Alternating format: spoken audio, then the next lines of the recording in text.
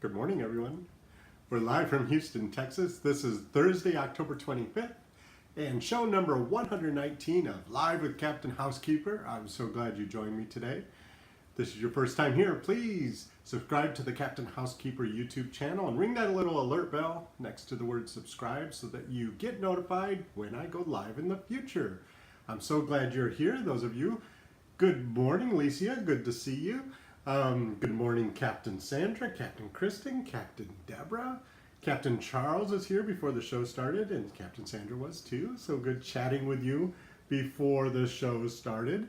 If you're new to this Captain Housekeeper podcast, just a reminder that I do set up the show in advance. So the chat room is open almost an hour before the show starts.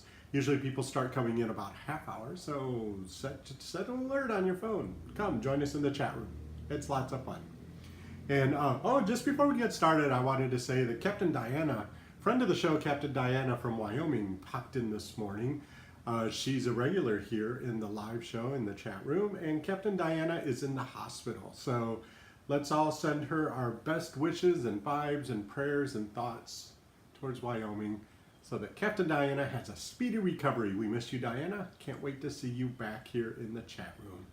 Good morning, Captain Cheryl, Captain Melissa. I'm sorry, Captain Sherry. Good to see you. I said Cheryl, but I meant Sherry. Oh,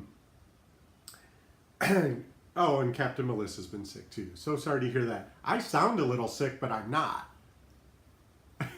I went up to New Mexico last week, and I apparently didn't realize that some trees put out pollen just before winter hits. So I just got it all up in my nose. But I'm not sick, I promise. I just sound like it. You know what? Just talk to people in public when you feel like this, and they all just back away. It's like a miracle. So anyway, had a little bit of drama this morning because, big surprise, right? Well, you know, the dogs, I took them to daycare, and it's dark so early now and everything. And I went to fill up my, I have a zero filter to filter, you know, I have city water, so I filter the city water so that it's as pure as possible before I put it in the coffee maker, to be honest. Also when I cook with it or drink it. I really like the zero filter. It does a great job. I mean, you can tell the difference when you drink the water. But when I was filling it up, I saw a bunch of these little yellow beads came out of the water supply and collected in the top of the filter, right? Thank goodness I filter the water, because, you know, when you're half asleep and you're filling the coffee pot, who knows if I would have seen it. I put a picture of it on my Instagram account. If you follow me on Instagram, you saw it. If you don't follow me, there's a link to my Instagram feed in the show description. But, oh, it was so disgusting.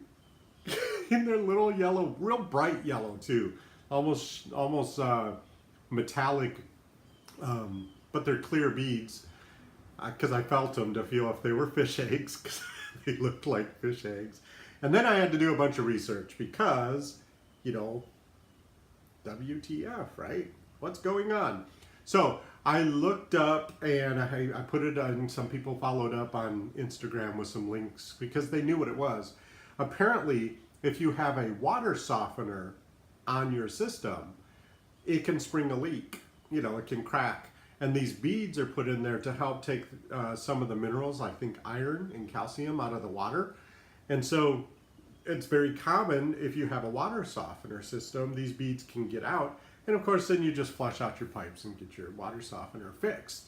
And that's really important. If you do see these beads in your water, don't use the hot water heater. This is what I read on several sites this morning. Don't use the hot water heater. You know, don't run any hot water, because you don't want to get those beads into your hot water tank. So what you have to do is you have to flush out all your pipes. You have to run run your washing machine and your dishwasher, see if any of them got clogged. You might have to open up the intake pipe and see if there's a filter there that you have to clean. And get it all rinsed out before you start using the hot water again. So, what's interesting is there was just one little bloop of them, and then there hasn't been any since then. So I'm not really sure where it came from. The research I did shows that the city doesn't actually use those little beads in their filtration system. So I'm not sure how they got into mine. I don't have a softener on my house. So. But if you do and you see those beads, don't worry. I don't think they're dangerous. I wouldn't want to drink them. That sounds disgusting, right? That zero filter, if you're interested in seeing which one I use, I threw it in my Amazon product page, which is in the show description where it says products I've mentioned. So you can see what I'm talking about. I've had Brita filters in the past. I know there's other filters out there. I've been happiest with the zero filter because, well, I saw an infomercial once and it kind of got me because it takes out all the particulates that are in the water, right? And more than the city or, other filters do. And in the infomercial, they poured red wine in the top and it came out clear out the bottom. I haven't tried it because I don't waste wine, but I don't know, I trust the infomercial. But I tell you what, once the filter gets dirty, I can taste the difference in the water. And it makes the best coffee I've ever made. So check that out if you're interested. Captain Charles says he has to be reminded to go on Instagram. I'll remind you, Charles. I'll send you a text every hour. Hey, I'll send you a text every time I post so you don't at least miss mine. That won't get annoying at all, will it? Captain Melissa, it was very gross.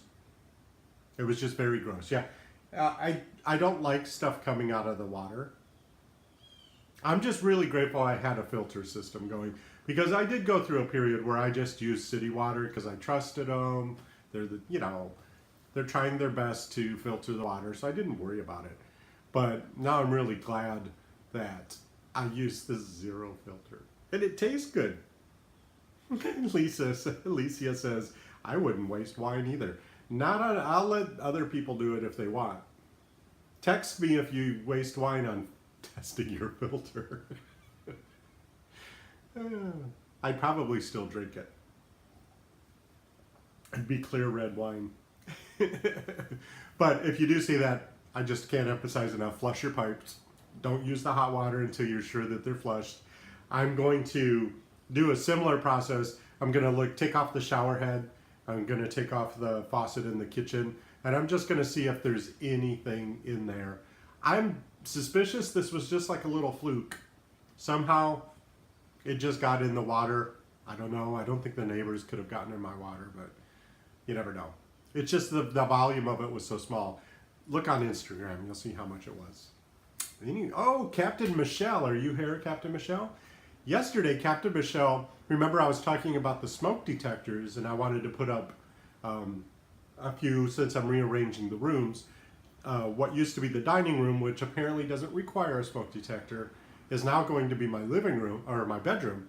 So bedrooms should have smoke detectors in them, of course.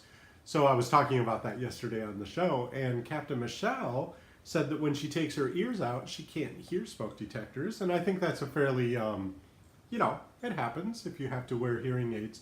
So I did a little bit of research, Captain Michelle, and I found that there are smoke detectors for hearing impaired people. So I went ahead and threw that in my Amazon product page too. If you're curious what I'm talking about, the one I found, if you put up multiples of it, they talk to each other. So if the smoke detector goes off in the other room, all of them will go off. So that way, if you don't have to be in the room. But what happens, you can imagine, is there's a light on it. And when the smoke is detected, it flashes. And so all the smoke detectors that are connected to it will flash. So you know that there's smoke being detected in your house. So check that out, Captain Michelle, on the Amazon product page if you're curious which one I found. And also what's really cool is this one also detects carbon monoxide, which is really, really important if you have, obviously anything that's gas. You want to have a carbon monoxide detector close to it because that one you can't smell, and it's the silent killer, as they say. So you really need to be detecting carbon monoxide. But this one that's in my Amazon product page also detects that, and it does intermittent flashing. So it'll flash like that, so you know that it's either smoke or carbon monoxide, and get out of your house. So hopefully that helps, Captain Michelle. Thank you for the great question. Safety first. Captain Charles says, I commented on her question about a highly rated smoke detector that is ADA compliant. Thank you, Captain Charles. I appreciate it. I hope she can find what she's looking for. Hey, Captain Sanders says, wasting wine is sacrilegious. It actually probably is for some people in their belief system. Like mine, apparently. No wine wasted. So yesterday I didn't get to the smoke detector thing yet, but I did get most of the laundry caught up, which is really good. I did like 6 loads of laundry. I swear there are people that live here that I don't know about, because where is it all coming from?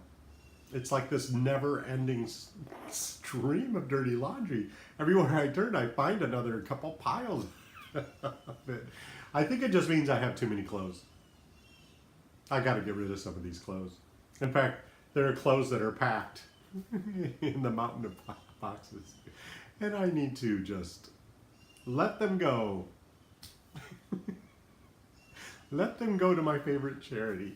Because if you have too much, then you end up wearing clothes and you have too much laundry. Captain Charles wastes a good Malbec down his gullet. There's a word that you don't hear much anymore, Captain Charles. I think we need to bring gullet back. I like down the gullet. That's pretty funny. I drink Cabernet myself. So yeah, so I got the laundry done, mostly caught up, but I actually did a little more rearranging of the furniture that's not put in place yet because it was in the way. And I'm very happy because now the man cave is usable again. You couldn't even walk through it before. So today you can actually walk through it and get to the pool door. And that's very helpful because when the dogs come in, they're usually still a little bit wet and they need to get completely dried off in the man cave. That's indoor-outdoor carpeting there. And before they were like walking on stuff. And Tamaya has this thing, she doesn't like things touching her shoulders.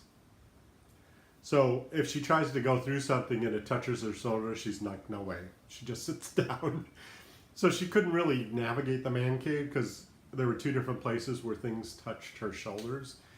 And she would just sit down and wait for hours. So I'm glad I got the man cave cleared out so they can get through there too.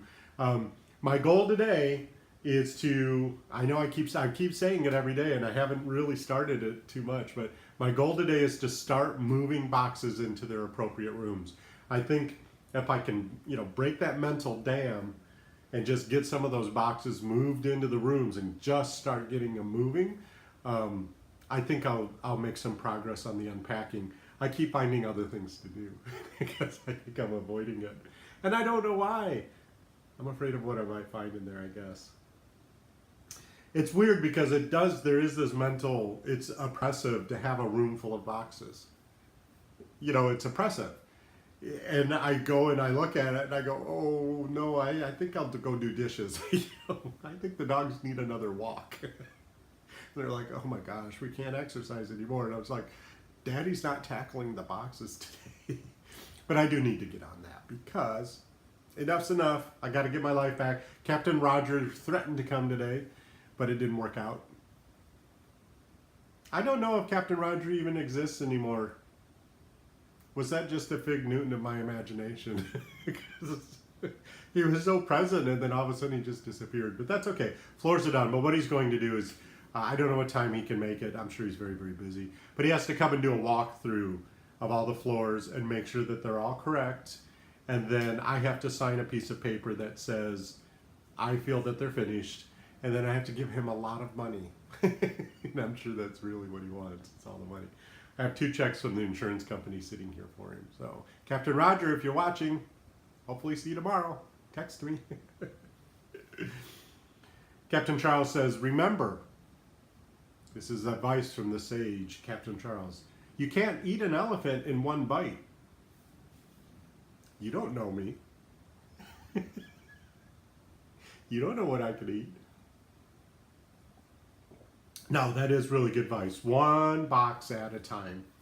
Yeah, I think that it's just the mental part. It's just getting started. Once I get started, it'll be okay, Charles. Okay, everyone. Well, I'm going to get to work. Thank you for stopping by. I'm so glad to see you. Please send all your warm wishes to Captain Diana in Wyoming. We hope you get better really soon, Diana. We miss you. And Captain Diana, as you lay there in the bed in the hospital, remember, You don't have to do everything. That's what the nurses and doctors are for. Automate and delegate this. And say it with me, everyone. No matter what life throws at me, I have the ability to make this a fantastic day. Okay, we'll see you tomorrow at the same time, 11 a.m. Central in the USA. Bye-bye.